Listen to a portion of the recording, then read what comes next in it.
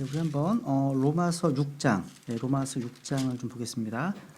오늘은 두 가지를 좀 하려고 하는데요.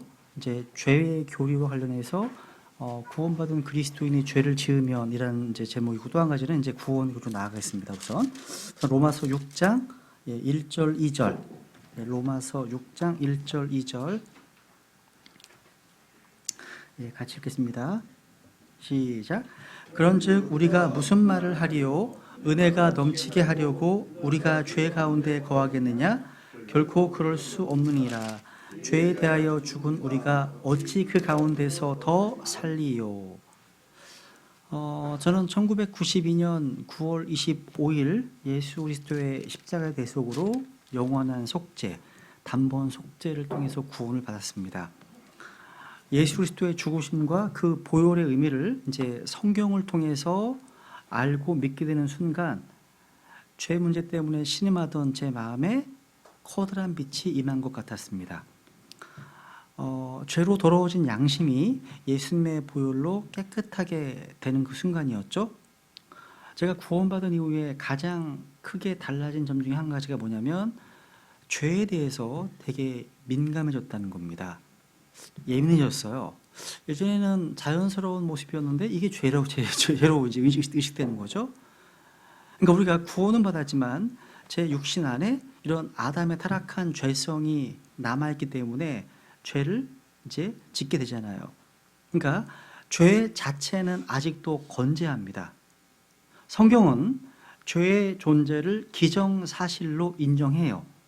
아울러 구원받은 그리스도인들조차 죄와 무관하게 살 수 없다, 이걸 밝히고 있습니다. 구원받은 그리스도인들도 죄를 지으면서 삽니다.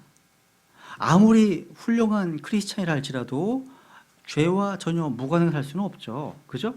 우리 구원받은 크리스찬들이 죄의 영원한 형벌로부터 구원받은 것이지 죄 자체로부터 구원받은 건 아니거든요. 그 주님 오시는 그날, 그러니까 죄의 존재 그 자체로부터 완전히 구원받는 날은 주님 다시 오시는 그때입니다. 재림하신 때잖아요. 그래서 여러분, 죄에게 있어서 내가 죽은 겁니다. 죄에게 내가 죽은 것이지 죄가 죽은 게 아니에요. 그죠? 여러분, 죄의 형벌의 문제, 지옥의 문제, 이건 다 해결되었습니다. 우리는 안전해요. 그죠? 안전합니다. 사실 우리가 어떤 짓을 하더라도 그 죄가 우리를 지옥으로 이끌지는 못합니다. 그런데 이러한 진리가 자칫 잘못하면 오해를 불러일으키기 쉽습니다. 죄의 형벌로부터 안전하다고 해서 크리스찬들이 죄를 지어도 된다는 말이 아니기 때문이에요. 그죠? 이거 보세요. 말씀하시잖아요. 6장에서. 그죠? 은혜가 넘치게 하려 우리가 죄 가운데 거하겠느냐? 결코 그럴 수 없느니라. 없다고 말씀하십니다. 그런데 그리스도인들도 여전히 죄를 짓고 있습니다. 그죠? 그러니까 죄의 존재는 분명하다는 거죠. 죄는 아직도 건재합니다. 심지어 그리스도인들에게도 그 능력을 발휘하고 있습니다. 이 사실을 무시하면 우리는 무능력한 삶을 살 수밖에 없습니다. 그렇다면 여러분, 그리스도인이 죄를 지은 다음은 어떻게 되는 걸까요? 이 질문은 참으로 오래된 질문입니다. 죄는 이 땅에 우리가 발을 딛고 사는 동안 항상 골칫덩어리입니다. 그리스도인들은 죄의 심각함을 알아야 됩니다.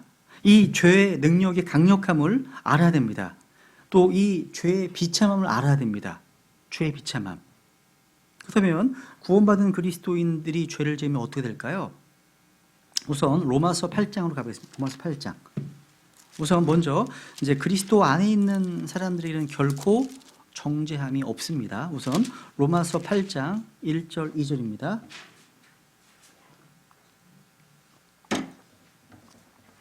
로마서 8장 1절 2절.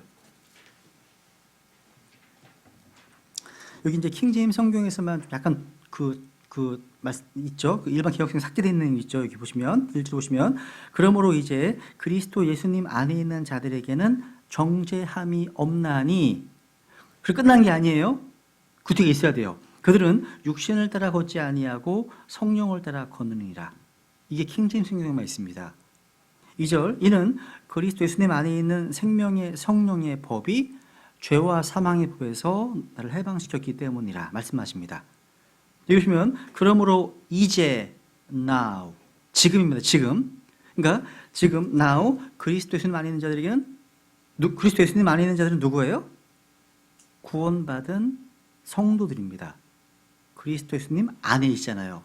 그죠? 왜냐하면 에베소서 2장 12절에 보시면 구원받기 전에 우리는 그리스도 밖에 있었습니다. 그죠? 그러니까 그때 너희는 그리스도 밖에 있었고 말씀하시거든요. 그런데 우리가 믿고 구원받는 순간 이제 그리스도 예수님 안으로 들어오게 되었습니다. 하나님께서는요, 예수 그리스도를 믿을 때 우리를 아담 안에서 그리스도 안으로 옮기십니다. 우리를 어두움의 권능에서 건져내셔서 자신의 사랑하시는 아들의 왕국으로 옮기셨습니다. 그래서 우리는 이제 그리스도 안에 있고 로마서 8장 9절에서는 성령님 안에 있습니다. 성경은 지금 이제 그리스도 예수님 안에 있는 자들에게는 뭐가 없다고요? 뭐가 없다고 말씀하고 있습니까? 지금 정죄함이 없다고 말합니다. 그러니까 지금 그리스도 예수님 안에 있는 자들에게는 지옥의 심판이나 진노, 영원한 형벌과 같은 그러한 정죄, 한마디로 그 정죄 위에 쓰세요 하나? 영원한 정죄는 없습니다. 영원한 정죄라고 쓰세요. 영원한 정죄. 우선 요한복음 5장 24절 한번 읽고 넘어가죠. 요한복음 5장 24절. 왜냐하면 진실로 진실로 내가 너희에게 이르노니 내 말을 듣고 또 나를 보내신 분을 믿는 자는 영존하는 생명이 있고 또 정죄에 이르지 아니하리니 사망의 생명으로 옮겨졌느니라. 정죄에 이르지 않습니다. 그죠? 정죄에 이르지 않습니다. 성경은 이제 그리스도 예수님 안에 있는 자들에게는 정죄함이 없다고 말씀하고 있습니다. 왜? 주님께서 그 모든 것을 자신의 몸으로 친히 모두 담당하셨기 때문입니다. 그런데 여기에 이제 킹제임스 성경에서만 그 뒤에 그들은 육신을 따라 걷지 아니하고 성령을 따라 걷느니라 말씀하고 있죠. 그죠? 그러니까 킹제임스 성경에서만 육신을 따라 걷지 않고 성령을 따라 걷는 그리스도인들에게 정죄가 없다고 말씀하고 있습니다. 요거는요, 믿지 않는 불신자들에게 내려진 영원한 정죄와는 구분됩니다.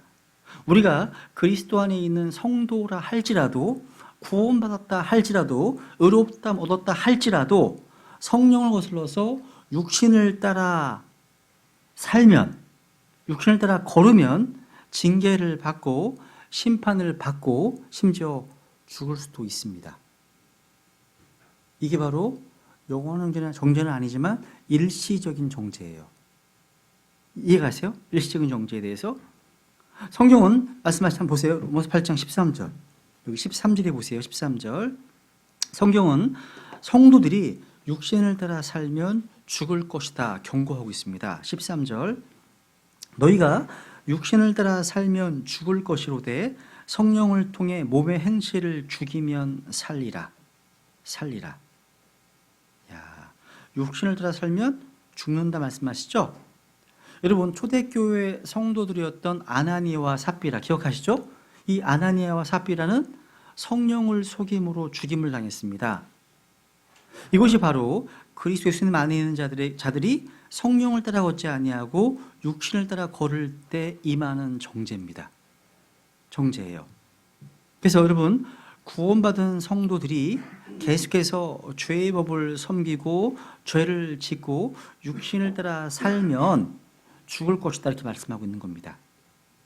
그래서 여러분 그래서 구원받았다 하더라도 구원받았다고 해서 무슨 짓을 하더라도 괜찮아, 오케이 이렇게 라고 하는 그런 가치관은요 하나님께서 금하신 겁니다. 결코 그럴 수 없다고 말씀하시는 거예요. 그래서 지금 그리스도 예수님 안에 있는 자들이 육신을 따라 걷다가 정죄를 받는 경우 성경에 상당히 많이 나와요. 기억나는 건 두 가지만 얘기해 보면 로마서 한번 뒤에 보실래 한번 14장 구원받은 성도를 할지라도 정죄를 받습니다. 이런 정죄를 보세요. 로마서 14장 23절 로마서 14장 23절 의심하고 먹는 자는 정죄를 받나니 이는 그가 믿음을 따라 먹지 아니하기 때문이라. 무엇이든지 믿음에서 나지 아니하는 것은 죄니라. 뭔가 의심하고 먹는 자는 정죄를 받는다고 말씀하고 있네요. 이런 정죄. 그러니까 믿음으로, 우리가 믿음으로 행하지 않으면 정죄를 받습니다. 뭔가 찜찜해. 그러면 보류하세요. 하지 마세요. 뭔가 결정하는 데 있어서 뭔가 찜찜해요. 의심스러워요. 그러면 안 하는 게 지혜로운 거예요. 하고 후회하는 것보다. 그죠? 확신 안 설 때는 뭐 하지 마세요. 결정하지 마세요. 그래서 믿음으로 결정할 수 있을 때, 그때 판단하시라는 거죠. 또 고린도 전서 11장에 보시면 보세요. 여기도 정죄가 나와요. 다 이 구원받은 성도에 대한 말씀, 성도들에 대한 말씀이거든요. 다. 그러니까 영원한 정죄와 이제 비교되는 일시적인 정죄가 있다는 거, 이 땅에서. 고린도 전서 11장 여기 11장 28절 보시면 오직 사람이 자기를 살피고 그 뒤에 그 빵을 먹고 그 잔을 마실지니, 주의 만찬에 대한 말씀입니다. 주의 만찬. 합당하지 않게 먹고 마시는 자는 주의 몸을 분별하지 못하고 자기를 위하여 뭘 먹는다고요? 정죄를 먹고 마시느니라. 이런 까닭에 너희 가운데 약한 자와 병든 자가 많고 잠자는 자도 많도다. 야, 이런 정죄입니다. 그러니까 주의 만찬에 합당하지 않게 먹고 마실 때 정죄를 받는다고 경고하고 있기 때문입니다. 어쨌든 구원받은 그리스도인에게는 영원한 정죄는 없습니다. 그죠? 그건 다 이해하시죠? 그죠? 그래서 십자가는 우리를 모든 죄에서 완벽하게 구원하는 능력이 있기 때문입니다. 여기 정죄함이 없다는 것은요, 죄를 지어도 하나님께서 우리를 죄인으로 여기시지 않는다는 그런 말입니다. 뜻 자체가요. 그러니까 다르게 말하면요, 죄를 지어도 예수 그리스도 안에서 이미 얻은 구원과 영원한 생명의 축복을 잃어버리지 않는다는 말이에요. 실제로 죄를 짓는데도 왜 하나님께서 우리를 죄인으로 여기시지 않으시는 걸까요? 예수님께서 우리의 모든 죄를 대신해서 십자가에 달려 죽으셨기 때문입니다. 모든 죄라 함은 말 그대로 모든 죄를 의미하는 거예요. 과거의 죄는 물론이고 현재의 죄, 또 미래의 죄 다 포함해서 십자가에서 이미 처리되었다는 겁니다. 그래서 이 그리스도 십자가는 바로 우리의 모든 죄를 완벽하게 해결하는 능력이라는 겁니다. 그래서 우리가 정죄받지 않습니다. 영원한 정죄. 두 번째 보면요, 죄를 지어도 우리는 여전히 하나님의 자녀이기 때문입니다. 로마서 8장에 보세요. 로마서 8장 15절. 로마서 8장 15절. 정죄함이 없냐? 로마서 8장 15절 보시면, 너희는 다시 두려움에 이르는 속박의 영을 받지 아니하고 양자 삼으시는 영을 받았느니라. 그분을 힘입어 우리가 아바 아버지 하고 부르시느니라. 우리가 받은 것은 속박의 영이 아닙니다. 종이되는 영이 아닙니다. 또 주님께서 우리에게 주시는 영은 두려움의 영이 아니에요.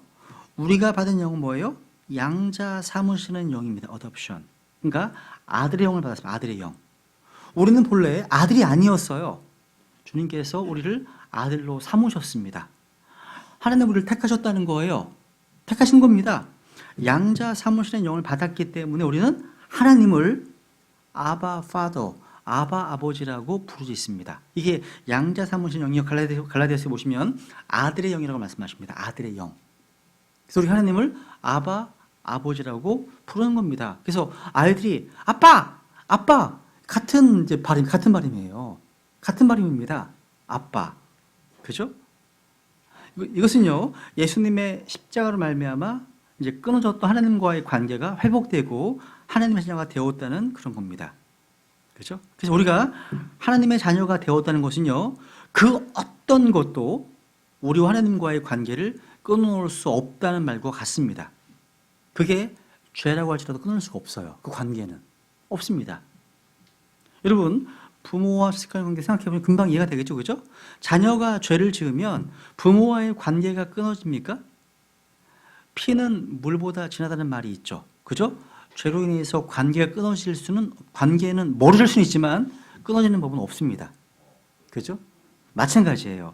예수님의 보혈로 맺어진 하나님의 어떠한 우리와의 관계는 영원히 끊어지지 않습니다.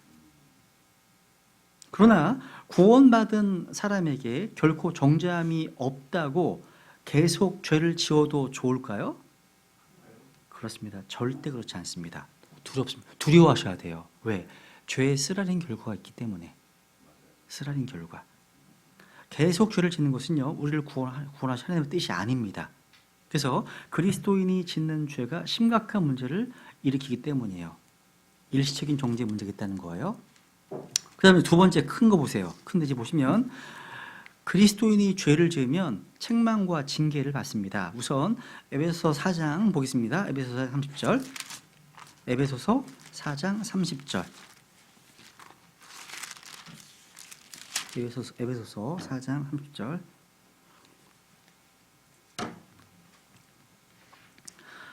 하나님의 거룩한 영을 슬프게 하지 말라. 그분으로 말미암아 너희가 구속의 날까지 봉인되었느니라. 하나님의 거룩한 영, 성령이십니다. 이 성령님은 인격을 가진 하나님이십니다. 우리가 하나님 말씀에 순종하지 않으면 성령님께서 근심하시고 슬퍼하십니다. 우리가 성령을 따르지 않고 육신을 따르면 성령님께서는 또 슬퍼하십니다. 우리가 죄를 지으면 우리 안에 계신 위로자 성령님은 슬퍼하시고 마음 아파하십니다. 죄를 지어도 우리 하나님의 자녀입니다. 그런데 죄를 지으면 우리는 하나님의 마음을 아프게 해드리는 자녀가 되는 거예요. 우리가 죄를 지으면 성령께서 슬퍼하시고 그 근심하시는 우리에게 깨닫게 하십니다. 마음이 편하지가 않아요. 그리고 경험 많이 하시지 않으세요? 그죠? 종종 밤에 집에 왔는데 뭔가 마음이 좀 불편해요. 그러면 곰곰 생각해보면 내가 그때 그런 말을 하면 안 됐구나. 이런 것들. 그죠? 또 내가 있어야 될 곳에 있지 않을 때 아니면 있지 말아야 될 곳에 있을 때 마음이 가시방석인 거죠. 뭔가 깨닫게 하시는 거예요. 형님께서. 그러면 빨리 나오셔야 되겠죠. 빨리 벗어나야 하는 거죠. 그런데요. 그러니까 내 마음이 뭔가 불편하고 뭔가 부담이 생길 때 그죠? 괴로움을 느끼는 겁니다. 스스로. 그러니까 뭔가 죄를 지을 때 괴롭습니다. 괴로워요. 바늘방석이 됩니다. 뭔가 그렇게 하지 말았어야 되었을 텐데 후회하는 마음 이렇게 생기는 것은요 성령님께서 뭔가 나에게 사인을 주시는 겁니다. 그분이 슬퍼하시기 때문입니다. 그래서 우리 마음의 어떤 그런 고통은요 우리 안에서 슬퍼하시는 성령님께서 책망하시는 거예요. 책망하시는 거예요. 그때 어떻게 돼요? 바로 무릎 꿇고 주님 앞에 회개하시는 것. 이 필요해요. 그래서 그 다음에 나오는 겁니다. 보세요. 우선 계시록 3장 가볼게요. 계시록 3장 19절. 계시록 3장 19절.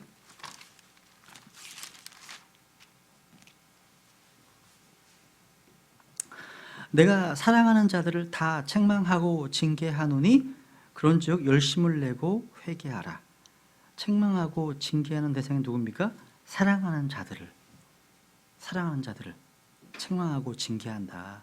징계는 왜요? 징계의 기초는 사랑입니다. 징계의 목적은 뭐예요? 원래의 상태로 회복시키는 게 목적이에요. 내 감정풀이가 징계가 아니에요.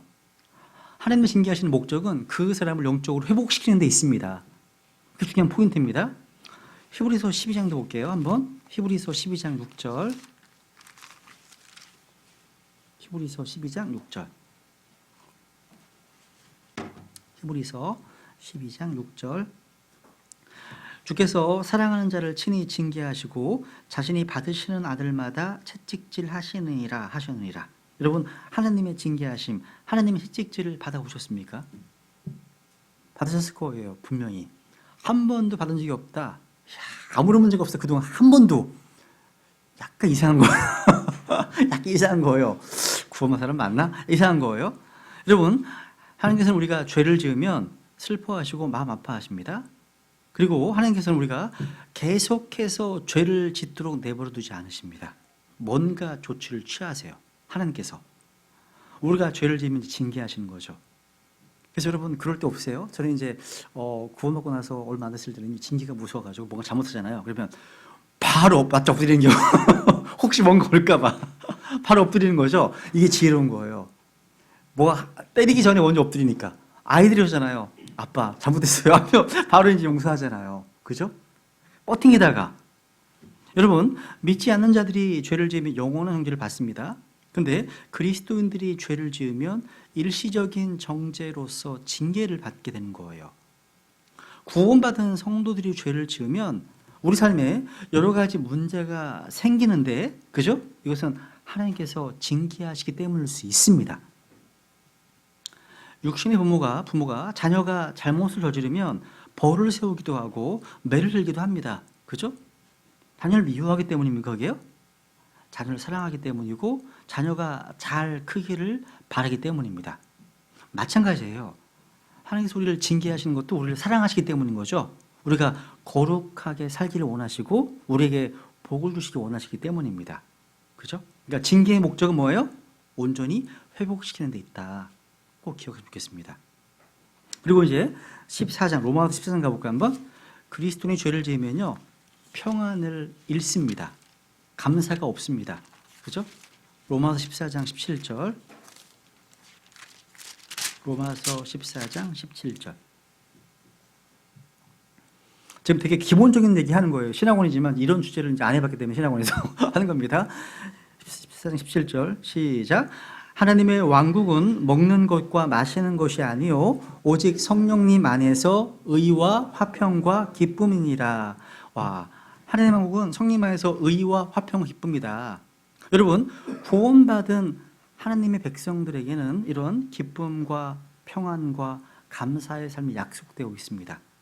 환경이 좋거나 환경이 나쁘거나 상관없이 그리스도 안에서 항상 기뻐하고 평안을 누리고 모든 일에 감사할 수 있는 삶을 약속받았습니다. 그런데 그리스도인이 죄를 지잖아요. 그러면 이런 것들 누리지 못하게 됩니다. 왜냐하면 예레미야 5장에 보시면 너희 죄가 하늘로부터 오는 좋은 것들을 막았다고 말씀하시거든요.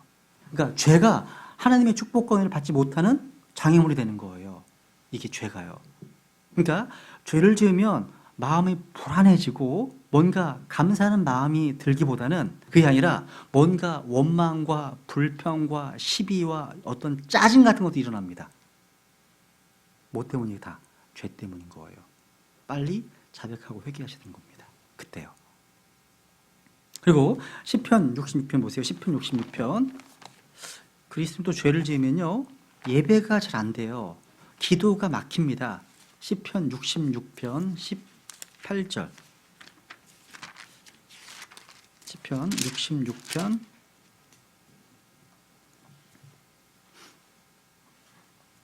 66편 18절.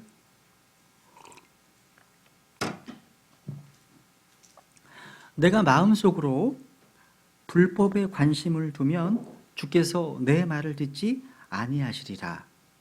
야, 마음속에 불법에 관심을 두면 주님께서 내 말을 듣지 아니하시리라. 여러분, 우리가 예배를 드리고 기도하는 기도의 삶은 우리가 하나님과 교제하는 통로예요. 우리는 예배를 통해서 또 기도하는 생활을 통해서 하나님과 어떤 은혜를 공급받습니다. 그래서 주의 첫날 우리가 공급을 받고 세상으로 나가 싸우는 겁니다. 그래서 교회는 두 가지예요. 모이는 교회가 있고 흩어지는 교회가 있습니다.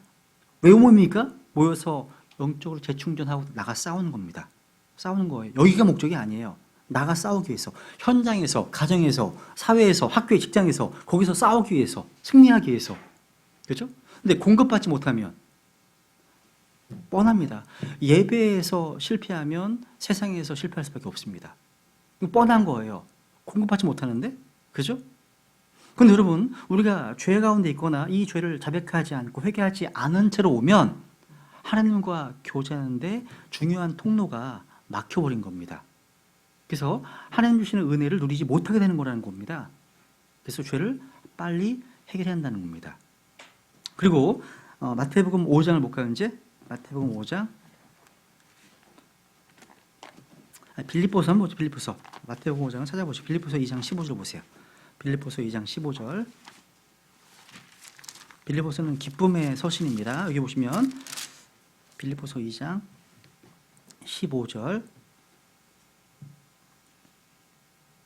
14절 모든 일을 불평이나 시비가 없이 할지니 불평이나 시비가 교회 안에 없어야 됩니다. 없어야 돼요. 이것은 14절에 연결되어 있습니다. 넷으로 연결되어 있습니다. 왜? 이것은 너희가 흠이 없고 무해한 자, 곧 구부러지고 삐뚤어진 민족 가운데서 책망받을 것이 없는 하나님의 아들들이 되게 하려 함이라. 그런 민족 가운데서 너희가 세상에서 빛들로 빛나며. 하나님께서는 그리스도인들을요 세상의 빛과 소금으로 이제 부르셨습니다. 그죠? 근데 그리스도인이 죄를 지으면 빛과 소금으로서의 역할을 감당할 수 없게 돼요. 그러니까 즉 사명을 감당하지 못하는 크리스찬으로 전락하는 겁니다. 그러니까 이것이 바로 우리로 하여금 죄를 짓게 하는 마귀의 최대 전략입니다. 여러분 생각해 보세요. 한번 복음을 생각해 보세요. 주님께서는요 우리의 죄를 제거하시고 우리 죄를 용서하시고 깨끗하게 하시기 위해서 자신의 보혈을 흘리셨습니다. 그리고 십자가에 못 박혀 죽임을 당하셨습니다. 로마서 6장을 보시면 다시 볼게요. 로마서 6장 우리가 어떤 사람인지 보실 필요가 있습니다. 로마서 6장 보세요. 다시 로마서 6장 다시 2절에 보시면 결코 그럴 수 없느니라 죄에 대하여 죽은 우리가 어찌 그 가운데서 더 살리요. 그러니까 성도들은 그리스도의 몸으로 말미암아 죄에 대해서 죽은 자들입니다. 맞죠? 죽은 자들입니다, 여러분. 그리고 11절에 보세요. 11절 말씀대로 우리는요 이와 같이 너희도 너희 자신을 죄에 대하여는 참으로 죽은 자요 하나님께 대하여는 예수 그리스도 우리 주를 통해 산 자로 여길지어다 말씀하시죠. 우리는 자신을 이제 죄에 대해서 죽은 것으로 여겨야 됩니다. 6절에서 말씀하신 것처럼요 6절에서 우리 이것을 알거니와 우리의 옛사람이 그분과 함께 십자가에 못 박힌 것은 죄의 몸을 멸하여 이제부터는 우리가 죄를 섬기지 아니하게 하려 함이니 우리는 예수 그리스도의 죽으심을 통해서 죄의 몸이 멸해졌음을 알고 믿어야 됩니다.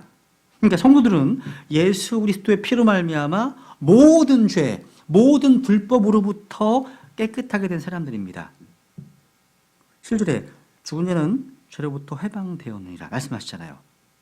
그래서 로마서 8장에서 얘기했던 것처럼요 구원받은 성도들은 죄와 사망의 법에서 해방된 자들입니다.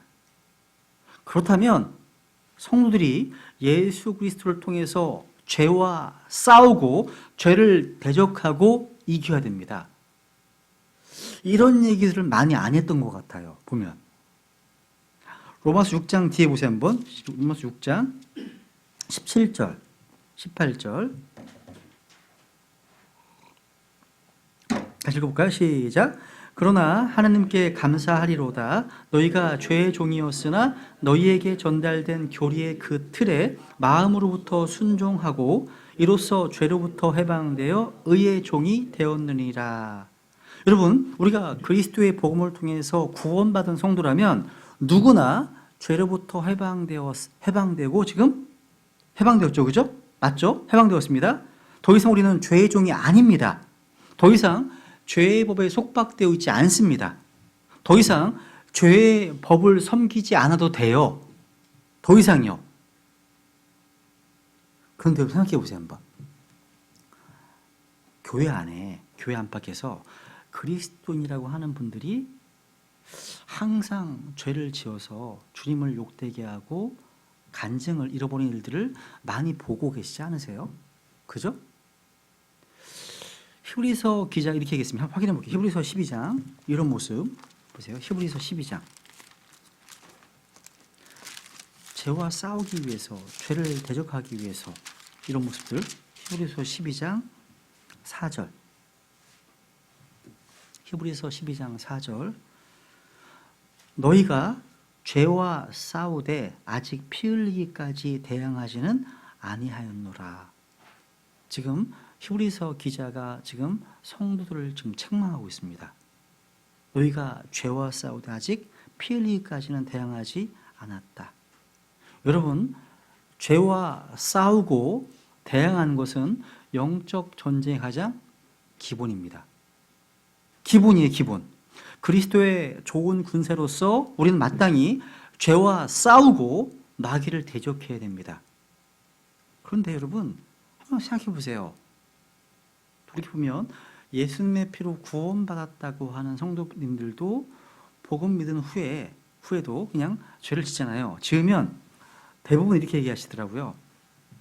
마음은 원이로되 육신이 약하도다. 아직 믿음이 좀 어려서 적어서 뭐 이런 얘기. 아니면 또 좀 시험에 들었다고 하기도 하고 종종 이런 다양한 변명을 한다는 거죠. 그러니까 뭔가 죄와 싸우려고 하는 전투적인 의지가 안 보여. 우린 그럴 수밖에 없지. 이런 분위기야, 느낌이요. 이게 히브리서 말씀과 약간 다른 거 같지 않아요? 죄와 싸우는 모습, 죄를 짓지 않기 위해 어떤 싸우는 모습이 안 보인다는 거죠. 그죠? 그 다음에 이제 보세요. 그 다음에 우리가 죄를 어떻게 이길 수 있을까요? 우선 먼저 우리의 신분, 정체성을 확인해야 됩니다. 신분. 한번 고린도후서 5장 17절. 먼저 우리가 그리스도 예수님 안에서 새로운 사람이 되었다는 사실을 확신하시라는 겁니다. 먼저 우리 신분 정체성부터 고린도후서 5장 17절.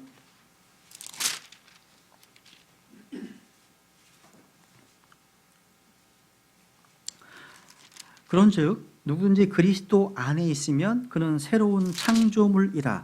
옛 것들은 지나갔으니 보라 모든 것이 새롭게 되었도다. 보라 모든 것이 새롭게 되었도다. 우리가 죄와 싸워서 승리하려면 우선 내가 어떤 사람인지 그 신분에 대한 정체성에 대한 인식이 필요해요. 먼저 내가 누군지에 대한 인식. 여러분, 우리가 예수님의 십자가의 대속으로 영원한 속죄를 통해 구원받았다 하더라도 겉으로는 달라진 게 아무것도 없어요. 그죠? 그런데 그리스도 안에 있는 사람은 다 누구예요? 누구든지 새로운 창조물입니다. 그러니까 완전히 새 사람이 되었다는 거죠. 그러니까 우선 죄를 이기는 삶은 내가 어떠한 사람인지를 아는 데서부터 시작된다는 사실. 한마디로 왕이라는 거, 왕. 하나님의 자녀라는 겁니다. 자녀. 자녀라면 자녀답게 살라는 겁니다. 우리가 하나님의 아들이라면, 우리가 왕이라면 그 신분에 걸맞는 삶을 살라는 겁니다. 이름이 맞는 삶. 내가 누군지에 대한 인식. 이게 중요합니다. 두 번째, 요한일서 1장.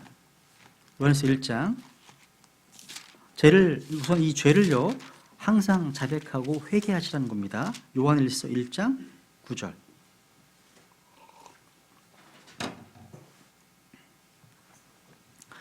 같이 읽을까요? 시작. 만일 우리가 우리의 죄들을 자백하면 그분께서는 신실하시고 의로우사 우리의 죄들을 용서하시며 모든 불의에서 우리를 깨끗하게 하시느니라. 보세요, 여러분. 우리가 죄를 짓거나 죄를 깨닫게 되면 어김없이 주님께 나아가서 이 죄를 시인하고 회개하는 것이 무엇보다 중요합니다. 그래서 다윗은 이렇게 하잖아요. 내가 주께 내 죄를 시인하고 내 불법을 숨기지 아니하며 또 이르기를 내 범죄들을 주께 자백하리라 하였더니 주께서 내 죄의 불법을 용서하셨나이다. 셀라. 시편 30편 5절 말씀이거든요. 사도 요한도 마찬가지 얘기를 하는 겁니다. 지금. 그러니까 우리가 무슨 죄든지 어떤 죄든지 간에 모든 죄와 불법은 언제든지 값없이 용서받을 수 있고 깨끗하게 될 수 있습니다. 뭐 하면요? 자백하고 회개하면 그게 전부예요. 그죠? 다만 그 죄에 대한 대가, 결과는 자기가 져야 돼요. 하나님 용서는 하시는데 예를 들면 그 죄의 쓰라린 결과는 우리가 져야 한다는 사실. 책임은 져야 된다는 겁니다. 그죠? 우리가요, 하나님 앞에서 자기 죄를 시인하지 못하는 사람은 누구도 죄를 이길 수 없습니다. 그러니까 하나님 앞에 자기를 먼저 고백하지 않는 사람은 죄와 승리할 수 없다는 거죠. 아예 난 죄가 없어. 이렇게 말하는 사람들은 그냥 구제불능입니다. 구제불능이에요. 그러니까 죄를 이기기 위한 가장 중요한 길이 뭐냐? 하나님 앞에서 자신의 죄를 자백하고 깨끗함을 받는 겁니다. 우리가 죄를 지으면요, 우리 안에 계신 성령님께서는요, 여러 경로를 통해서 죄를 깨닫게 하십니다. 예배를 통해서, 아니면 기도하다 보면 또 어떤 제 양심을 통해서 깨닫게 하십니다. 죄를 깨달았다면 조금 위치하지 말고 무릎 꿇으세요. 하나님 앞에 자기 죄를 고백하고 회개해야 한다는 거죠. 내가 어떤 죄를 지었는지 정직하게 고백하고 그 죄로부터 깨끗하게 되기를 바라는 마음으로 하나님의 용서를 구하는 거란 겁니다. 죄는요, 세월이 지났다고 없어지는 게 아니에요. 기억이 사라졌다고 해결되는 것도 아닙니다. 죄의 문제를 해결할 수 있는 방법은 회개하는 방법밖에 없습니다. 예수님의 보혈로 씻는 방법밖에 없다는 거죠. 보혈로 씻는 방법밖에 없다는 거. 그죠? 그 다음에 세 번째 뭐예요? 이게 중요한 겁니다. 죄를 짓지 않겠다고 하는 의지적인 결심이 필요합니다. 뭐가 필요하다고요? 죄를 짓지 않겠다. 이게 여러분, 저는 사실 초창기 때, 구원받고 나서 초창기 때는 이런 것들이 굉장히 좀 예민해졌었거든요. 죄를 짓지 않기 위해서 애쓰고 노력하는 모습들이 있었던 것 같아요, 그때요. 어느 순간부터 이제 영적으로 이제 좀 성장하고 성경을 좀 알고 하면서부터는 이제 말씀이 있어서 그런지 그런 의지 이런 것들이 상당히 약화된 것 같은. 회개해야 돼요. 회개해야 되겠죠. 그럼 안 됩니다. 무슨 얘기냐면 우리가 죄의 종으로 살지 않겠다, 죄의 법을 섬기지 않겠다고 하는 분명 의지적 결단이 승리 요소라는 거예요. 이런 의지. 한번 우리 요한복음 5장에 보세요. 요한복음 5장 14절. 이런 말씀을 읽으실 때 여러분 어떻게 생각해 보겠어요? 한번 보세요. 요한복음에서 여러 번 나오는데, 두 번 나오는데 한번 보세요. 요한복음 5장 14절. 요한복음 5장 14절 보시면 현재 38년 동안 이제 병약했던 한 사람을 이제 하나님께서 일으키 세우시잖아요. 병을 고쳐주십니다. 근데 14절에 보시면 그 뒤에 예수님께서 성전에서 그를 만나 그에게 이르시되 보라 내가 온전하게 되었으니 더 심한 곳이 내게 생기지 않도록 다시는 죄를 짓지 말라 하시매. 밑줄. 다시는 죄를 짓지 말라. 다시는 죄를 짓지 말라. 주님의 은혜를 받았습니다. 병고침 받았습니다. 다시는 죄를 짓지 말라. 또 나옵니다. 요한복음 8장. 가늠하다 현장에 붙잡힌 여인의 얘기죠. 요한복음 8장 11절. 요한복음 8장 11절. 그녀가 이르되 주여 아무도 하지 아니하였나이다 하매 예수님께서 그녀에게 이르시되 나도 너를 정죄하지 아니하노니 가서 다시는 죄를 짓지 말라 하시니라. 가서 다시는 죄를 짓지 말라. 밑줄. 가서 다시는 죄를 짓지 말라. 누구 말씀이 이 말씀이요? 우리 주님의 말씀입니다. 이 악하고 음란한 이 세대에서 이 육신의 몸을 입고 죄 없는 삶을 산 사람은 예수 그리스도 한 분밖에 없습니다. 그죠? 그럼에도 불구하고 주님께서는 분명히 사람들 향해서 다시는 죄를 짓지 말라고 명령하셨습니다. 우리가 구원받은 그리스도인이라면 이 주님의 명령에 순종 외에는 다른 선택이 있을 수 없습니다. 성경의 명령을 또 보겠습니다. 한번 시편 보세요. 시편 4편 보세요. 시편 4편. 시편 4편.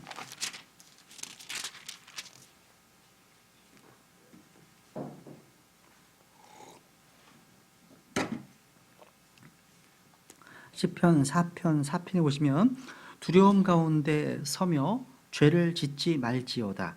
잠자리에 누워 너희 마음과 이야기하고 잠잠할지어다. 셀라. 두려움 가운데 서며 그다음 뭐라고요? 죄를 짓지 말지어다. 죄를 짓지 말지어다. 하나님의 명령입니다. 신약에서 볼까요? 한번 신약에서 고린도전서 15장 보세요. 고린도전서 15장 34절. 고린도전서 15장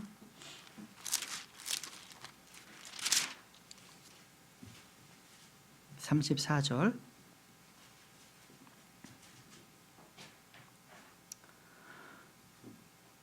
의에 대하여 깨어있고 죄를 짓지 말라. 어떤 자들에게 하나님에 대한 지식이 없으므로 내가 너희를 부끄럽게 하려 이것을 말하노라. 의에 대하여 깨어있고 그 다음에 죄를 뭐 하지 말라고요? 짓지 말라. 죄를 짓지 말라. 성경 여기저기 어디를 편다 하더라도 똑같습니다. 하나님께서는 우리에게 죄를 짓지 말라고 명령하십니다. 성경 어디에도요, 죄를 지어도 괜찮아. 이렇게 하는 말씀은 있어요, 없어요? 한 군데도 없어요. 없습니다. 그러니까 우리는 이 땅에서 그리스도인으로서 구원받은 이후에 더 이상 죄를 짓지 말라. 이 명령에 순종해서 살아야 한다는 거죠. 순종의 삶은 승리가 있고 열매가 있고 보상이 있습니다. 여러분, 주님께서 죄를 짓지 말라 하신 것은요, 우리가 혼자 힘으로 하라는 게 아니에요. 죄를 이길 수 있는 힘과 능력을 친히 주기 때문입니다. 우리한테 주시기 때문이에요. 주님께서는 믿는 자에게 승리를 약속해 주셨습니다. 보증해 주셨죠. 그래서 먼저 우리 마음속에 죄를 짓지 않겠다고 결심하고 작정하시라는 거예요. 그런 마음 자세. 그러니까 이 말씀에 순종해서 의지적으로 작정하고 결단하는 것이 중요하다는 거. 이게 별로 없어요. 안 보여요. 오늘날. 의지적 결단. 그죠? 싸움. 어쩔 수 없지 뭐. 인간이 다. 이게 대부분이라는 거죠. 그렇게 하지 말고. 그래서 다니엘 같은 경우, 다니엘서 1장에 보시면 다니엘이요, 주님의 말씀에 따라 자신을 더럽히지 않기로 마음속에 결단 작정했잖아요. 똑같습니다. 그죠? 그런 결심이 있어야 한다는 거죠. 하나만 보고 넘어가죠. 시편 17편 보세요. 시편 17편. 시편 17편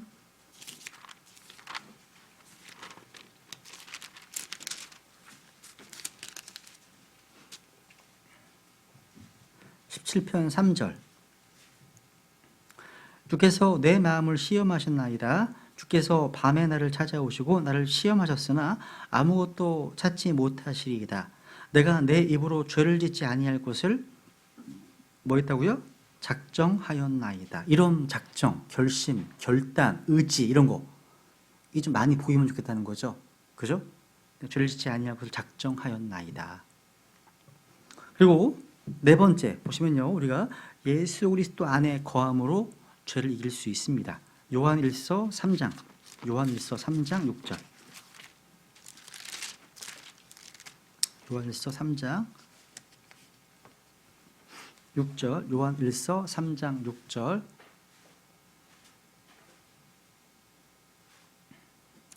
누구든지 그분 안에 거하는 자는 죄를 짓지 아니하나니 누구든지 죄를 짓는 자는 그분을 보지 못하였고 알지도 못하였느니라. 여기 보시면 누구든지 그분 안에 거하는 자는 죄를 짓지 아니하다 말씀하고 있죠. 야, 예수 그리스도 안에 거한다. 이것은 영적 교제의 중요성을 말해주는 말씀입니다. 주님께서는요, 제자들을 향해서 내 안에 거하라. 나도 너희 안에 거하겠다 말씀하셨습니다. 요한복음 15장 4절에 보면 내 안에 거하라. 나도 너희 안에 거하리라. 가지가 포도나무 안에 거하지 아니하면 스스로 열매를 맺을 수 없는 것 같이 너희도 내 안에 거하지 아니하면 더 이상 열매를 맺을 수 없다 말씀하십니다. 그러니까 승리하는 삶, 열매 맺는 삶의 핵심이 바로 뭐예요? 바로 그리스도 안에 거하는 거예요. 그리스도 안에 거하는 것. 다섯 번째 시편 119편입니다. 시편 119편. 사실 우리가요, 구원받고 나서 이런 주제를 제일 먼저 공부해야 될 내용이에요. 우리 구원받고 나서 일곱 머리 열불 공부하고 계시록 공부하고 막 되게 어려운 게 공부하잖아요. 근데 이런 기본들이 차곡차곡 쌓아져서 올라가야 되는 거거든, 원래 순서가. 예, 넘어가시죠. 시편 119편. 네, 시편. 예. 아니, 예. 오래된 교회에서 이런 얘기 하시면 안 되죠. 저희 교회 어떻게 하라고. 시편 119편 11절. 네. 시편 119편 여기 11절.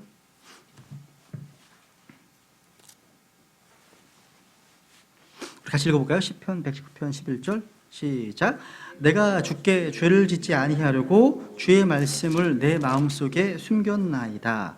이 말씀은 다 외우시면 좋겠습니다. 암송하면 좋겠습니다. 그죠? 암송하시면 내가 주께 죄를 짓지 아니하려고 주의 말씀을 내 마음속에 숨겼나이다.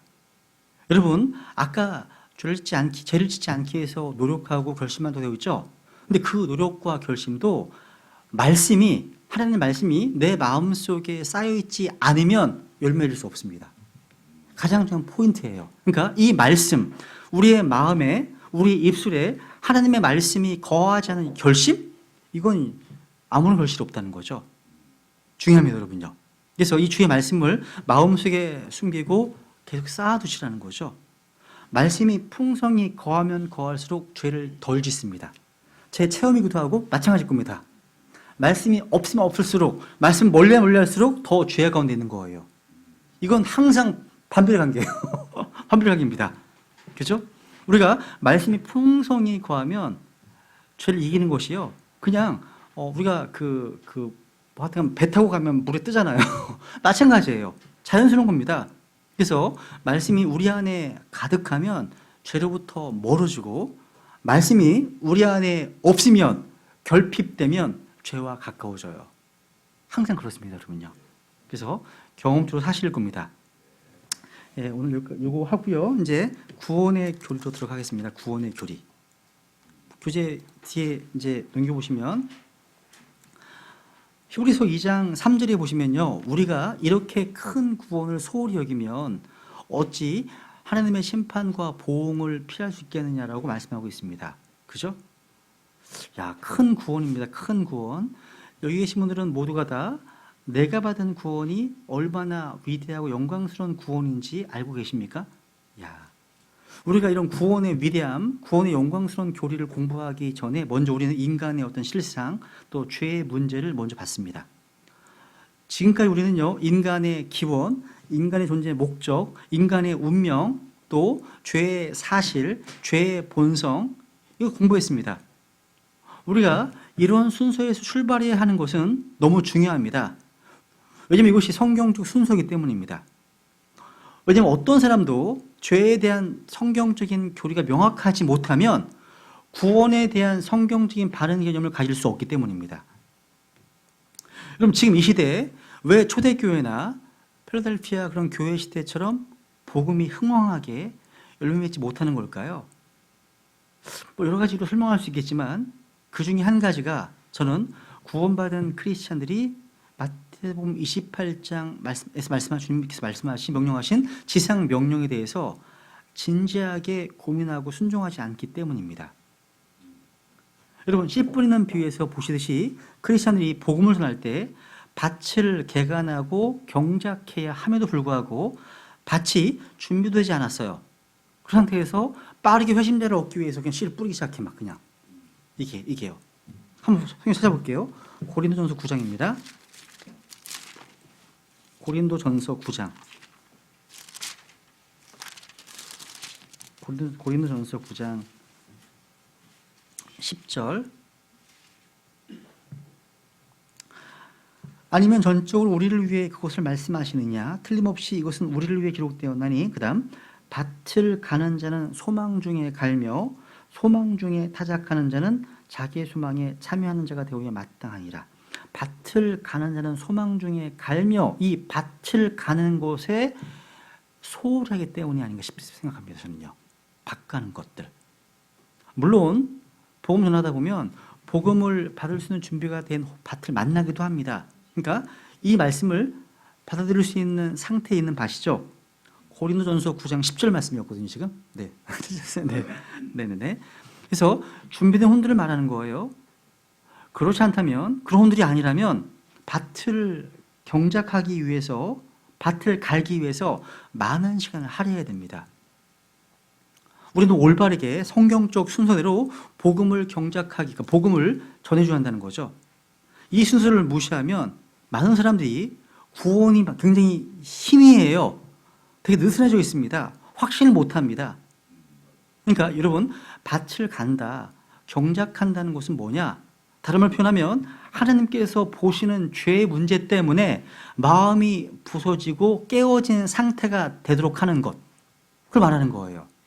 그러니까 죄에 대한 메시지를 충분히 전하지 않게 되면 이 복음이 복음되지 못한다는 겁니다. 한마디로 회개에 대해서 강조하라는 겁니다. 회개에 대해서. 회개의 문제입니다. 여러분, 하나님은요, 우선 디모데전서 2장을 가볼까요, 한번? 하나님은 모든 사람 구원받기 원하십니다. 맞습니다. 디모데전서 2장. 이제 구원이 무엇인지, 구원의 교리에 대해서 이제 주어진 시간 안에서 좀 살펴보겠습니다. 디모데전서 2장. 이 구원의 교리 연관돼서 여러분 책 많습니다. 뭐 성장의 첫걸음도 있고 구원의 교리도 있고 되게 책이 많습니다. 그죠? 시간 전부 다 커버가 안 되니까요. 개인적으로 읽으시면 좋을 것 같고요. 디모데전서 2장 4절.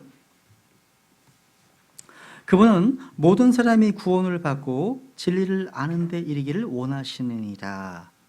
하나님의 뜻입니다. 모든 사람이 구원을 받는 것. 그럼 마귀는 뭘 원할까요? 모든 사람이 구원을 받지 못하게 하는 것. 그죠? 그러니까 마귀는 이어 반대로 역사하겠죠.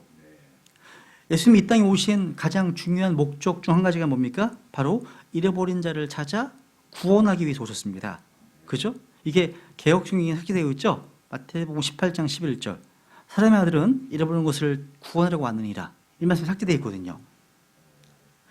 만약에 주님 말씀대로요, 내가 잃어버린 바 된 사람이라면 저는 주님을 통해서 구원받아야 합니다. 먼저 잃어버린 바 된 상태를 알아야죠. 그죠? 그래야 약을 찾지. 그죠? 내가 잃어버린 사람이 아니라면 구원이 필요 없는 겁니다. 그죠? 우리 뭔가 많이 잃어버린 적 많으시잖아요. 저는 많이 잃어버려요. 많이 기어놈한테 많이 상처됐습니다. 항상 뭐 흘리고 와요. 항상 빠뜨리고 오고, 항상 이런 거 놓고 오고, 항상 휴대폰 놓고 오고, 항상 지갑 빠뜨리고 오고, 항상 자동차 키 빠뜨리고. 그러니까 차 타고 가려고 치가 없어. 다시 또 사석에서 올라가야 돼. 막 이런 거 있잖아요. 여러분 합니다. 여러분, 무언가 잃어버렸다면, 그죠? 잃어버렸다면 찾고 싶습니다. 마찬가지예요. 마찬가지입니다, 여러분요. 여러분 이제 온라인 인터넷이나 예전에 신문에 보면 사람을 찾습니다. 키가 170, 충청도 억양이고, 뭐 얼굴에 점이 있고 이번에 이렇게 찾잖아요. 연락 주시면 후사하겠다고. 뭐 이런 거 본 적 있으세요? 많이 보셨잖아요, 그죠? 비슷한 거예요. 하나님께서는 성경을 통해서 지금 우리를 찾고 계시다는 거죠. 연락 주시면 후사가 아니라 하늘에서 영원한 복을 주시는 거죠. 그죠? 그럼요. 여러분, 에덴 동산에서 하나님의 말씀 대신에 마귀의 말을 따름으로 인해서 죄악 가운데 빠진 인간은 다시 하나님의 사랑으로 구원의 길이 열렸습니다. 예수님께서 이루어진 것들 자를 찾아오셨고 십자가에서 값을 지불하시고 다시 부활하셨습니다. 여기는 인간의 의나 인간의 행위나 인간 노력이 끼어들 틈이 없어요. 왜? 복음에는 그리스도께서 주어시거든요. 복음에는 우리가 끼어들 틈이 없어요. 그리스도께서 다 해놓으셨어. 그리스도께서 주시고 그리스도께서 묻히시고 그리스도께서 부활하셨잖아요. 그죠? 근데 오늘날요, 흔히 이제 구원에 대해서 사람들이 되게 쉽게 보는 오류들이 되게 많습니다. 몇 가지 정리해 보겠습니다. 우선 시간 첫 번째, 이건 기본적인 내용입니다. 다 교회를 다녀야 구원받는다는 것. 뭐 구원받을 수 있습니다. 말씀 듣고 구원받을 수 있죠. 그런 얘기가 아니라 교회 회원으로 등록하면 된다는 거예요. 아, 구원받으셨어요? 아, 저기 오늘이 교회 멤버예요. 이런 얘기 하실 때 있거든요. 교회 멤버가 구원과 같은 거네, 이 사람들한테는 지금? 아닙니다, 여러분. 구원을 받으면 예수님의 몸된 교회의 멤버가 돼요. 몸된 교회. 지역교회에 수석하는 것은 왜 수석하는 거죠?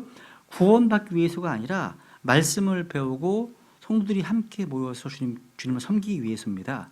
그죠? 그러니까 모이기를 힘쓰라. 이 명령 순종하는 거잖아요.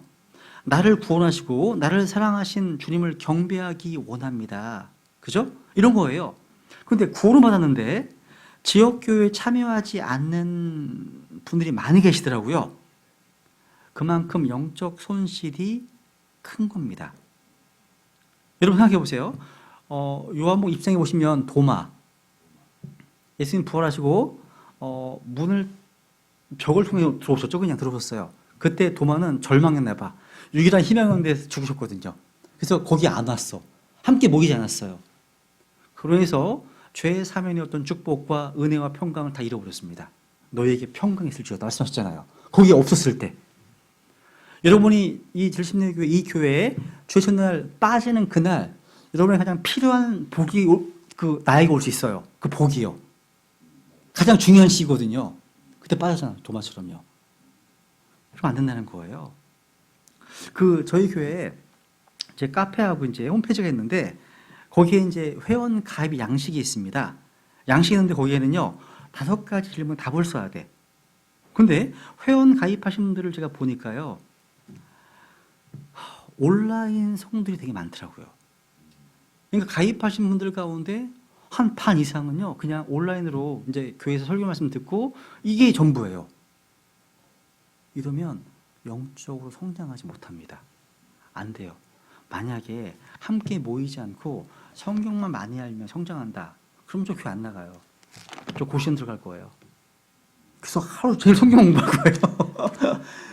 그게 아니에요, 여러분요. 뭐 그렇게 할 때가 필요할 때가 있습니다. 왜냐하면 이제 그럴 때가 필요해요. 한 번에 왕창 하나님의 생수의 말씀이 내 인생을 바꿔버리거든. 왕창 들어올 때가 있어. 그럴 때가 있습니다. 필요합니다. 근데 그것만 성장할 수 있는 거 아니라는 거예요. 그러니까 다른 사람들과 뭔가 상호작용을 하지 않으면 육신은 편합니다. 신경 쓸 거 없잖아요.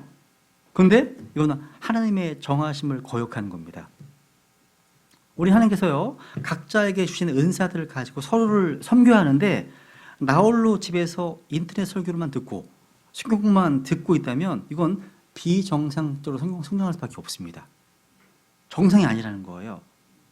아무 일도 하지 않고 먹기만 한다? 그럼 기영아 머리만 커지겠죠. 그죠?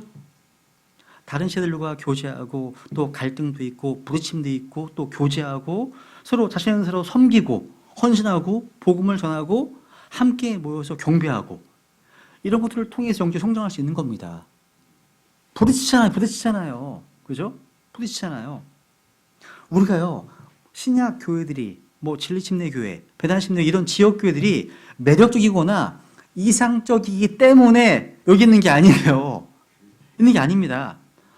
불완전한 지체들이 모여서요. 그들이 다 모였잖아요. 그죠? 불완전한 지체들이 모여있지만 서로가 어떤 영적 어떤 섬김, 교제, 관계를 통해서 성장하도록 하나님께서 정해 놓으셨다는 거. 이 중요한 거예요. 참, 저 사람 내가 좀 마음에 안 들어. 마음에 안 들어. 근데 저 사람이 있는 이유가 하나님을 성장케 하기 위한 걸 수 있다는 사실. 이게요.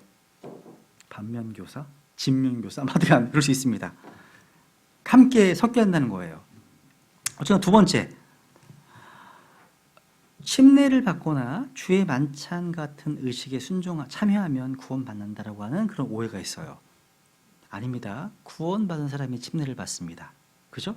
침례는 구원받은 사람들이 하나님을 향한 선한 양심의 고백입니다. 첫 번째 순종의 표식이죠. 그죠? 그러니까 이 침례와 주의 만찬은 구원받은 성도들에게 주님께서 명령하신 두 가지 의식일 뿐입니다. 이 의식은 아무도 구원할 수 없습니다. 그렇게 뜻하신 것도 아니죠. 그죠? 심지어 우리 그 이단 종파 가운데 하나님의 교회라고 하는 그런 안상 증인회라고 있어요. 여기는 유월절을 지켜야 구원받는다는 교를 가리킵니다. 이 유월절이 뭐냐? 거기서는 주의 성만찬을 가리키는 거예요.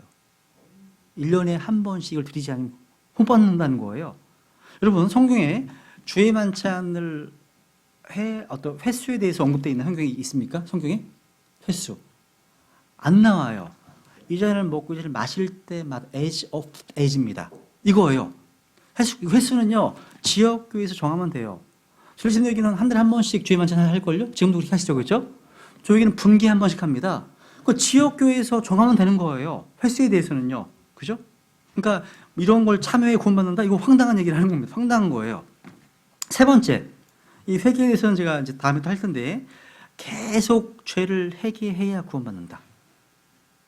아닙니다. 우리가 평생에 단 한 번 생명이라는 회개하고 믿으면 구원받습니다. 그죠? 회개는 두 가지가 있습니다. 생명에 이르는 회개가 있고 또 교제를 위한 회개가 있습니다. 그러니까 생명에 이르는 단회적인 회개를 통해서 예수 그리스도를 믿는 구원받은 성도들이 구원받은 이후에 짓는 죄를 회개하는 것은 구원받기 위해서가 아니라 하나님과의 올바른 관계, 교제, 사귐을 위해서 하는 거라는 사실. 그죠? 여러분, 마귀의 속임수 가운데 한 가지 뭐냐면 십자가의 대속이 불완전하다. 부원적이다. 이렇게 믿게 하는 겁니다. 예를 들어서 우리나라에 예전에 이단이었는데 교세가 엄청나게 커지니까 정통으로 들어온 그런 교회가 하나 있어요. 구로동에 개봉동인가? 연세중앙교회라고 있습니다. 아주 그 긴 마이크 들고 설교하시는 분, 하면서 윤석도 목사라고 있어요. 이분이 있습니다. 이분이 원죄는 용서받았지만 자범죄는 내가 매 순간 회개해야 한다. 이걸 가르칩니다. 그러니까 여기는요 대단해요. 금요 철야에도요 고3 시험 다 갑니다. 금요 철야에도요. 왜? 구원 받아야 되니까. 엄청난 겁니다 이게요. 야, 우리는 너무 느슨하잖아요. 수요일날 잘 안 오신다면서요. 왜 안 오셔야지. 수요일날 열심히 참여하셔야지. 안 되죠. 그럼 주일 오늘도 마찬가지예요. 아닙니다. 이게 방종으로 가면 안 되겠죠. 여러분 십자가의 피는 나의 과거, 현재, 미래 모든 죄를 다 완전히 해결해 주셨습니다. 그렇죠? 예수 그리스도께서는요 죄인을 대신해서 죄의 문제, 죄들의 문제, 원죄의 문제, 자범죄의 문제 다 완전히 해결해 주셨다는 사실. 그렇죠? 이 회개는 제가 다음부터 하겠습니다. 네 번째. 뭐 어렵지 않습니까? 착하게 살고 선한 일 많이 하면 구원받는다. 제가 이제 저희 교회에서 매주 이제 성경을 세상 보기 이제 하거든요. 근데 지난주에는 무슨 얘기를 했냐면 프란치스코 교황이요. 며칠 전에요. 아빠를 먼저 떠나보는 아이를 위로하는 영상을 올렸습니다. 포옹해 주는 거거든요. 프란치스코 교황이. 그런데 위로를 해줘. 근데 이 아이가 되게 두려워합니다. 왜냐면 아빠는 무신론자였거든. 아빠가 천국에 이제 가지 못할까봐 되게 두려워하는 아이였어요. 그때 프란치스코 교황이 너희 아빠 천국에 있다. 걱정하지 마라. 왜냐? 너네 아빠야 착하기 때문이야. 이게 감동적인 순간으로 영상이 올라와 있어요. 카톨릭 리포트지예요. 이렇게 포옹하면서. 굉장히 이건 정말 소름 끼치는 얘기죠. 지금 이제 이 아이한테 아니면 카톨릭 교도들 수억 명 카톨릭 교도들한테 거짓된 희망을 제공한 거 아니에요 지금요. 그죠? 어떻게 구원받는지에 대해 성경적 교리에 대해 완전 거짓말한 거거든요 이게요. 이것 때문에 굉장히 사람 되게 막 띄우고 있어요. 프란시스코는 그렇죠. 그러니까 이게 적그리스도의 한 사람인 줄 수 있죠, 그죠? 그게 아니라는 거죠. 여러분 구원은 나의 행위가 아니라 주님께서 십자가 이루신 행위의 근거에 받는 거잖아요. 선행으로 받을 수 있는 사람은 아무도 없습니다. 구원은 행위가 아니라 하나님의 선물입니다. 그죠? 이건 뭐 더 이상 얘기하지 않겠습니다. 다섯 번째. 방언을 해야 구원받는다는 분들이 있으세요. 실제 그래요. 어떤 분들은 내가 구원 받으셨어요 그러면 제가 몇 년 몇 월 며칠쯤에 교회 가다가 새벽 기도에서 방언을 했으면 방언 이렇게 답을 해요. 답변이 이상해요. 그러니까 구원 받으면 물어보면 오늘 교회 회원입니다. 뭐 나는 무슨 방언 이런 얘기 나온다는 거죠. 여러분 방언은 믿지 않는 유대인들을 위한 표적입니다. 성경에. 그죠? 방언을 구원받는다라고 하는 가르침은요. 오순절 은사주의자들의 주장일 뿐입니다. 그러니까 육신적인 체험이나 느낌을 강조하는 사람들은 구원을 하나님의 기록된 말씀 대신 어떤 자신의 감정을 앞세운다는 사실이죠. 방언이든 입신이든 환상이든 꿈이든 계시든 뭐든 간에 눈에 보이는 것들을 찾고 구하는 것은 다 잘못입니다. 왜냐하면 고린도서에 보니까 우리는 믿음으로 걷고 보는 것으로 걷지 아니하노라 말씀하시기 때문에 눈에 보이는 것을 거기 집중한다. 그건 성령의 역사가 아닙니다. 아니에요. 구원은 감정과 상관없이 기록된 말씀을 믿음으로 받는 성령의 역사입니다. 여섯 번째 칼빈주의 교리입니다. 택함 받은 자들만 구원받는다는 거예요. 칼빈주의자들은 하나님께서 창세 전에 세상의 창건 이전에 영원한 구원으로 택함 받은 자들만 이들만 하나님께서 저항할 수 없는 은혜로 다시 거듭나게 할 것이고 그리고 믿게 된다는 거예요. 그러니까 무슨 얘기냐면 순서가 이래요. 이 사람들은 아직 구원 안 받은 사람 같아. 내가 볼 때 안 받은 사람이에요. 근데 하나님께서 이 사람은 영원 전부터 택함받은 사람이라고 생각해봐요. 이 사람이. 그러면 본인이 원하지 않다 하더라도요. 하나님께서 저항할 수 없는 은혜로 먼저 이 사람 거듭나게 하신다 그냥. 거듭나게 하신다는 거예요. 그러고 나서 믿게 하신다는 거예요. 그러니까 스스로 못 믿어요. 먼저 거듭나게 하신다 믿게 한다는 거예요. 아니에요. 예, 놀라운 겁니다. 그러니까 믿음 이전에 거듭남을 가르친다는 거죠. 왜냐하면 본성에 속한 사람은 스스로 믿을 수 없다고 가르치기 때문에. 성경은 근데 반대로 가르치고 있죠. 믿고 영접하면 거듭납니다. 한번 보세요. 요한복음 1장 보세요. 요한복음 1장에 보시면 요한복음 1장 여기 보시면 12절 그분을 받아들인 자들 곧 그분의 이름을 믿는 자들에게는 다 하나님이 아들이 되는 권능을 그분께서 주셨으니 이들은 혈통으로나 육신의 뜻으로나 사람의 뜻으로 나지 아니하고 오직 하나님에게서 태어난 자들이니라 말씀하고 있죠. 그러니까 믿고 받아들이면 하나님께서 되게 하시고 태어나게 하십니다. 순서가 맞죠, 그죠? 반대가 아니라는 거예요. 아닙니다. 그러니까 우리가 주 예수 그리스도를 믿어야 구원을 받게 되는데 성경은 반복해서 적어나오고 있는데 그리스도 밖에 있던 자들이 예수 그리스도를 믿음으로 그리스도 안에 들어올 때 하나님은 그리스도 안에서 그를 택한 겁니다. 택한 거예요. 그러니까 그리스도 안에서를 택한 겁니다. 성경에서 예정이라는 단어를 찾아보시면 그 나라가 모두가 다 구원받은 사람들을 위한 것임을 알 수 있습니다.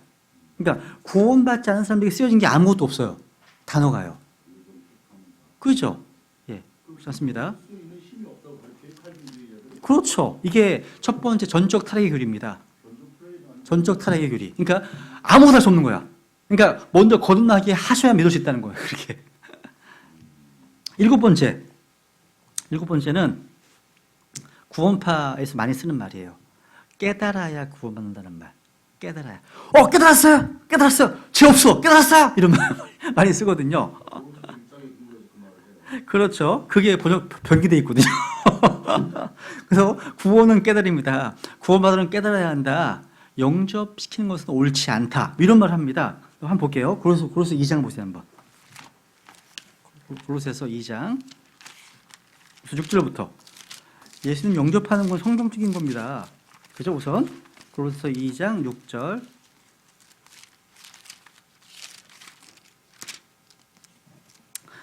그러므로 너희가 주 곧 그리스도 예수님을 받아들였듯이 그렇게 그분 안에서 걷되 받아들였듯이 receive 영접한 겁니다. 그죠? 그런데 1장 보세요. 그러니까 구원파에서 이제 구원에 있어서 깨달음이라는 표현을 많이 쓰는데 저는 구원파가 구원의 교리가 굉장히 정말 잘 전한다고 믿습니다. 잘 전해요. 그리고 또 구원파 중에서 일주일 동안 성경 강의 해가지고 구원받는 경우도 상당히 많습니다. 인정합니다. 근데 이제 한계가 뭐냐? 변개된 성경 때문에 부분 굉장히 오해가 많다는 거. 보세요 한번. 1장 6절에 보면 이 복음이 온 세상에 있는 것 같이 너희에게 이르렀으니 너희가 그것을 듣고 진리 안에서 하나님의 은혜를 안 그날부터 너희 안에서도 열매를 맺는 것 같이 열매를 맺는도다. 여기 하나님의 은혜를 깨달은 그날부터로 되어 있어요. 개역성경이에요. 근데 킹잼성경이 뭐라고 되어 있어요? 하나님의 은혜를 안 그날부터입니다. 안 그날부터. 이 말씀을 오해하는 거예요. 성경에서 여러분 깨달아야만 구원받는다는 말이 있어요, 없어요? 없습니다. 네. 믿어야 구원을 받습니다. 또 믿으면 깨닫게 돼요. 히브리서 11장 3절 믿음을 통해 소리는 깨닫다는 말씀하시거든요. 믿으면 그렇게 됩니다. 우리가 예수 그리스도의 십자가 사랑을 알고 믿으면 구원을 받습니다. 중요합니다, 여러분. 그리고 여러분 구원은 죄사함 아닙니까? 어떤 분들은 구원이 무엇이냐고 물으면 죄사함이다 이렇게 대답합니다. 죄사함을 깨달아야 한다는 거예요. 더 이상 구원을 위해서 노력할 필요도 없고 구원 다 이루어졌다 이렇게 대답할 겁니다. 만약에 죄사함만을 구원의 전부라고 본다면 그렇게 보겠죠. 그죠? 그건 다 이루어졌습니다. 근데 구원을 죄사함으로 한정짓는 것은 구원의 어마어마한 복을 너무나 축소시키는 거예요. 찾게 만드는 거예요. 구원은요, 예수님을 통해서 죄로부터 벗어나는 겁니다. 이게 무슨 얘기냐면 죄의 결과인 형벌로부터 벗어나는 것이고 또 죄의 권능인 어떤 죄의 집으로부터 벗어나는 것이고 나중에는 죄 자체로부터 벗어나는 겁니다. 이게 다 구원의 과거, 현재, 미래 다 포함되어 있어요. 그게 다 나온다는 거죠. 그러니까 지나치게 죄의 형벌에서 벗어나는 것만을 구원으로 강조하다 보면 지금 현재의 삶에서 어떤 죄의 권능, 죄의 세력으로부터 벗어난 구원의 기쁨이나 죄와 맞서 싸우는 기쁨 이런 거나 또 재림을 통해 누리게 될 구원의 기쁨에 대해서는 많이 알지 못할 수 있다는 겁니다. 한마디로 구원은 죄사함 그 이상이라는 거예요. 죄사함 그 이상. 이 내용은 뭐 다음에 또 공부할 게 많을 겁니다. 그죠?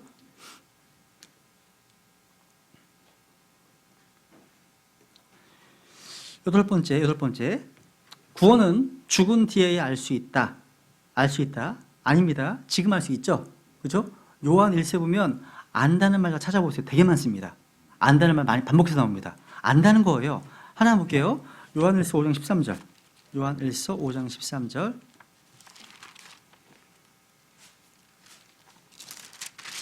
요한 1서 5장 13절.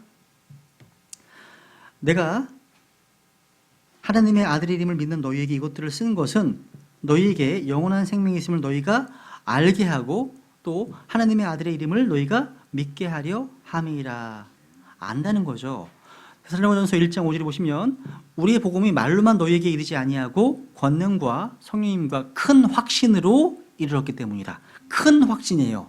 큰 확신입니다. 우리는 현재 우리가 구원받은 사실과 현재 영원한 생명을 소유하고 있다는 사실을 알고 있습니다. 알고 있어요. 그죠? 아홉 번째. 영접 기도하면 구원받는다라고 하는 표현. 이게 여러분, 구원을 주문 외우듯이 공식화하고 암기식으로 영접하는 것은 무척 위험합니다. 이건 이제 신학적으로 이제 이지빌리비즘, 이 한글로 좀 표현을 좀 애매모호해요. 뭐 쉬운 믿음주의도 이상하고 아니야 믿음주의, 뭐 하여튼 어렵습니다. 어쩌거나 이런 교리가 있는데 뭐냐면 영접 기도가 구원하는 게 아니에요. 영접 기도를 들으시는 구주께서 구원하시는 겁니다. 이 영접 기도의 구원에 어떤 논리가 이런 논리가 깔려 있습니다. 하나님은 모든 사람의 죄를 용서하셨습니다. 현재 사람들은 자신의 죄가 용서됐다는 사실을 모르고 살 뿐입니다. 고로 그 사실을 알고 인정하기만 하면 구원받습니다. 이게 이지빌리비즘입니다. 이 무척 위험할 수 있어요, 이게요. 이 말은 사실이 아니에요. 하나님은 모든 사람의 죄를 예수 그리스도를 통해서 해결해 놓으셨습니다. 그런데 누구든지 그 예수 그리스도를 믿을 때 죄가 용서되고 제거됩니다. 믿을 때예요. 그러니까 예수 그리스도를 믿는 그 순간 이전까지는 하나님의 진노가 그 머리에 머물러 있는 겁니다. 머물러 있는 거예요. 그죠? 그래서 우리가 믿고 영접하면 하나님 아들이 된다는 사실. 뭐 어떤 면에서는 또 쓰임 받은 것 그렇죠. 그러니까 어떻게 보면 구원에 있어서 이런 기도의 문제가요. 러커 목사님께서 로마서 10장 주석을 쓰시면서 그런 얘기를 하시더라고요. 제가 한번 인용해 볼게요. 이런 얘기 하셨어요. 기도 그 자체 행위는 누구도 구원하지 못함이 명백합니다. 누가복음 18장에 보면 두 사람이 기도하는데 한 사람은 구원받지 못합니다. 사도행전 10장의 고넬료는 규칙적으로 기도했지만 베드로가 복음을 선포할 때까지는 구원받지 못했습니다. 성경 말씀하고 있죠? 여러분, 미국에서 새로운 이단이 등장했어요. 이렇게 얘기합니다. 그들이 이렇게 가르칩니다. 구원을 얻기 위해서 기도한다면 그 사람은 이뤄진 것입니다. 왜냐하면 기도는 행위이고 행위로는 구원받을 수 없기 때문입니다. 사람이 할 필요가 있는 모든 것은 그리스도께서 그 사람을 위해 죽으셨다는 사실에 동의하고 자신의 죄들을 이미 용서해 주신 것에 대해서 하나님께 감사하는 것이라고 주장합니다. 그런데 하나님께 감사하는 것도 기도거든요. 감사도 기도죠. 그러면 당신 구원받지 못한 거야. 이렇게 얘기합니다. 웃긴 거예요. 이런 넌센스들이 미국의 독립, 또 근본주의, 성경 신자들 사이에 퍼져 있다는 겁니다. 그러니까 이 거짓 교리는요, 그리스도인의 구원 확신을 파괴시킵니다. 성경적 관점을 얘기할게요. 여러분, 성경 어디에도 구원을 받기 위해서 기도해야 한다. 내용은 없습니다. 없어요. 동시에 구원받기 위해 기도하는 게 잘못이다? 라고 말할 수도 없습니다. 왜냐하면 이른바 죄인들의 기도는요, 그 기원이 누가복음 18장에서 발견됩니다. 세리의 기도. 그러니까 세리의 기도는요, 겸손한 회개의 영이었습니다. 그죠? 기도의 내용은 하나님의 긍휼이었습니다. 어떤 죄인이요, 예수 그리스도의 죽으심과 묻히심과 부활하심에 대한 자신의 마음에 있는 믿음을 표현하면서 그런 기도를 드린다면 주님께서 그 기도를 통해서 표현된 예수님 믿는 그런 믿음의 행위를 거부하시겠습니까? 아닙니다. 거부는 않습니다. 한번 요한복음 6장 보세요. 요한복음 6장.